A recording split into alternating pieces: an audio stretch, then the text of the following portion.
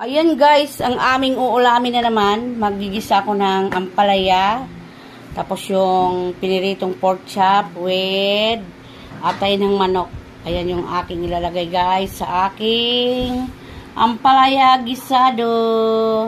At saka ito, chicken na naman yung aking dalawang anak. Dalawang hita na malalaki. Ayan yung tinimplahan ko lang yan guys ng ganyan.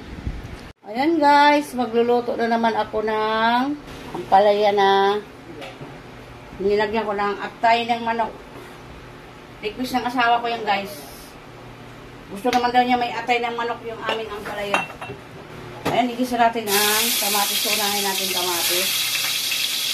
Kamatis. Sibuyas sa kabawang. Luto tayo guys na ginisa na ampalaya.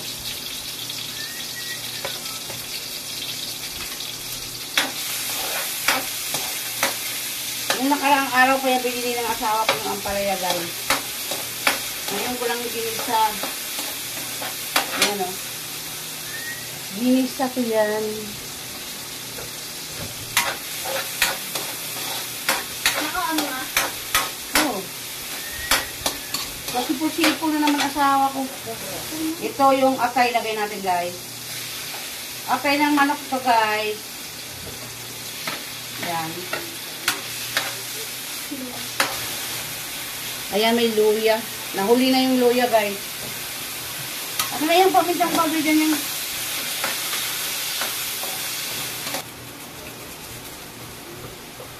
Manok na atay. Dinamihan ko na lang yung sahog nito, guys. Yung pork chop na pinirito ko na 2 piraso. Hinalo ko na dyan. Yan, lagyan natin ko rin mantika.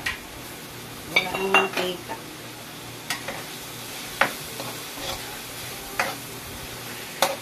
Yan.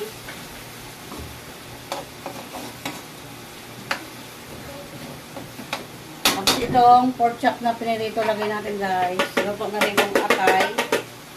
Yan, lagay natin.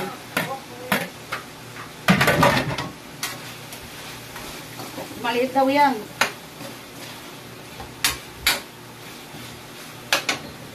Ayan kayo, yung ano ko. Niluto ko na. Lagyan natin ng ampalaya. Yan guys, ampalaya. Asawa ko lang naman gusto nito yung may halo. Ako gusto ko walang halo.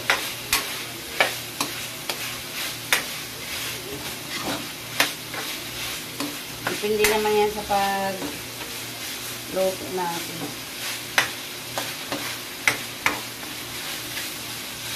Dali na naman maluto yung atayan guys. Atay ng manok.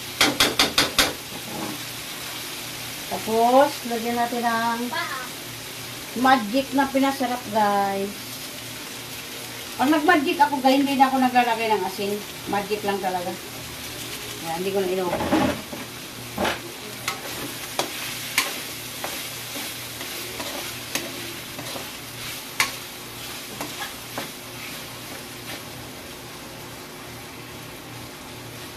Tapos lagyan natin ang ampalaya. Yan. Ampalaya. Lagyan natin ang ampalaya guys. Isang ampalaya ito guys sa kakalahati. Ilagay ko. Yan.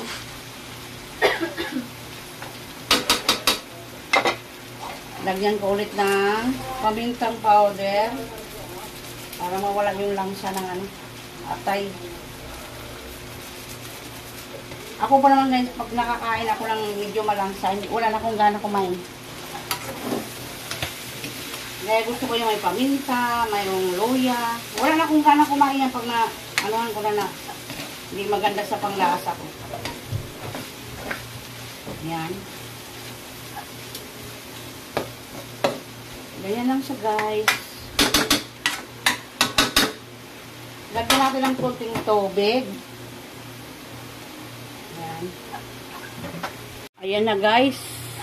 Maluluto na ang aking ampalaya na ginisa sa atay ng manok tsaka piniritong pork chop. Ayan. Magluluto pa ako ng manok, guys. Ayan. Ayan yung aming ulam ngayon.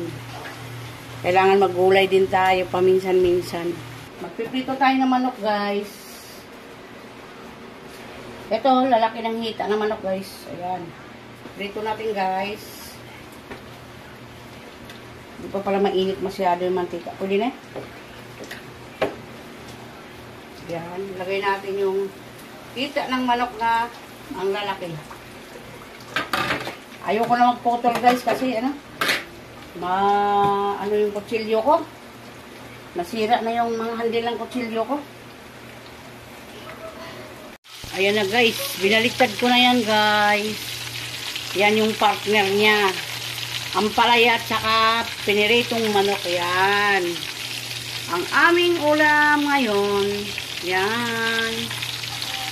Ayan, luto na, guys. Ang aming ulam ngayong gabi. Ayan, ampalaya with atay ng manok saka pork chop. Ito, fried chicken na naman. Para sa aking mga janakis. Hanggang dyan na lang, guys. Yan.